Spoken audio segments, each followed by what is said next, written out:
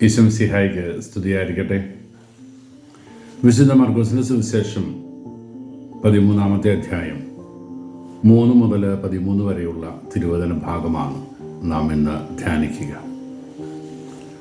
അന്ത്യകാലത്തെക്കുറിച്ചുള്ള ഒരു സൂചന ഈശോ നൽകിയിട്ട് 2 കാര്യങ്ങൾ നമ്മുടെ ജീവിതത്തിൽ അനിഷേധ്യമായി പാലിക്കേണ്ടവയാണ് എന്ന് ഓർമ്മിപ്പിക്കുകയാണ് ഈശോ തിരുവചനത്തിലൂടെ. ഒന്നാമത്തെ കാര്യം, ജാഗരൂകരായിരിക്കണം. നാളെയെക്കുറിച്ചുള്ള കരുതൽ. കള്ളൻ ഏത് നിമിഷം വരുമെന്ന് ഗൃഹനാഥൻ അറിഞ്ഞിരുന്നെങ്കിൽ തൻ്റെ വീട് കുത്തിക്കവരാതിരിക്കാൻ വേണ്ട ക്രമീകരണങ്ങൾ അവൻ ചെയ്യുമായിരുന്നു എന്നത് ജാഗരൂകതയുടെ ലക്ഷണമാണ്. ഒരു അപകടത്തെ മുമ്പിൽ കാണാനും ഒരു ദുരന്തത്തെ നോക്കി പാർക്കാനും ഒരുവന് സാധിക്കുമ്പോഴാണ് അവൻ ജാഗരൂകതയുള്ളവനായിട്ട് മാറുന്നത്.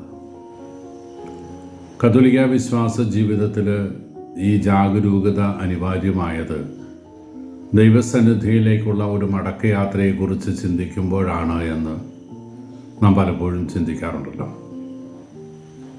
മരണവിനാഴിക എന്നത് നിത്യജീവനിലേക്കുള്ള തുടക്കമാണ്. നിത്യജീവൻ നമുക്ക് സമ്മാനം ചെയ്യുന്നത് ഒരുപക്ഷെ മരണമാണ്.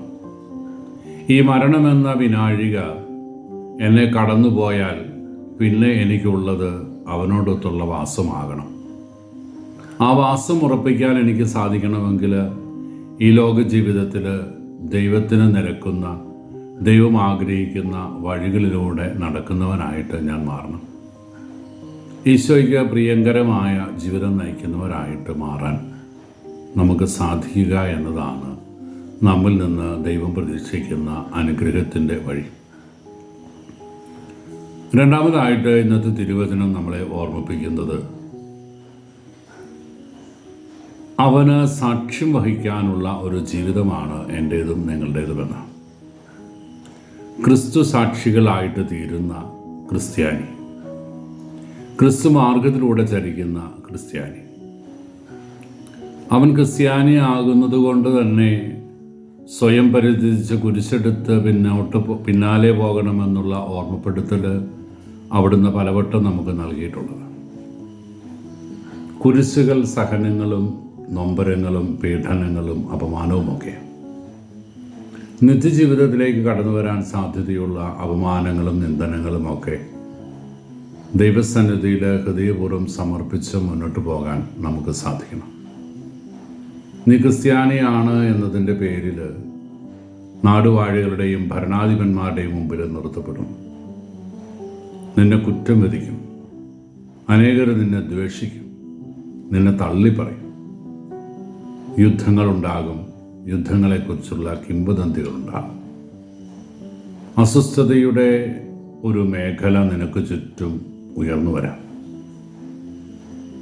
ജാഗരൂകത ആവശ്യമാണ് എന്ന ചിന്തയോട് ചേർത്ത് വെച്ച് ഈശോ നമ്മെ ഓർമ്മിപ്പിക്കുന്നത്, നീ അവന് സാക്ഷിയാകാൻ ആഗ്രഹിക്കുന്നെങ്കിൽ എന്തു പറയണമെന്നോ എങ്ങനെ പറയണമെന്നോ എപ്പോൾ പറയണമെന്നോ നീ ആശങ്കപ്പെടേണ്ട.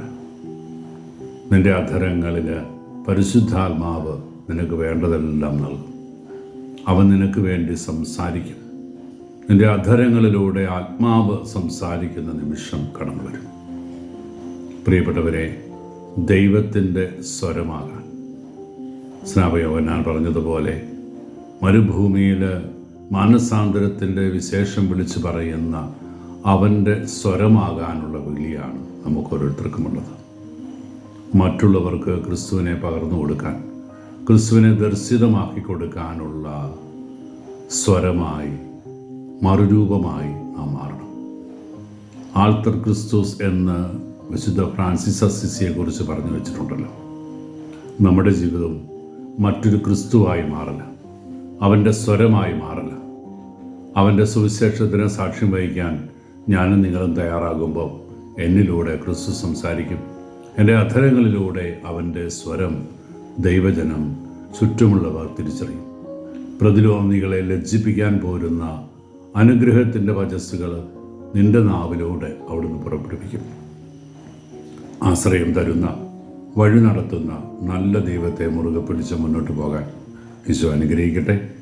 കർത്താവ് ശംസിഹായുടെ കൃപയും പിതാവായ ദൈവത്തിൻ്റെ സ്നേഹവും പരിശുദ്ധാരൂപിയുടെ സഹവാസവും നാം എല്ലാവരും കൂടി ഉണ്ടായിരിക്കട്ടെ, ഇപ്പോഴും എപ്പോഴും എന്നേക്കും.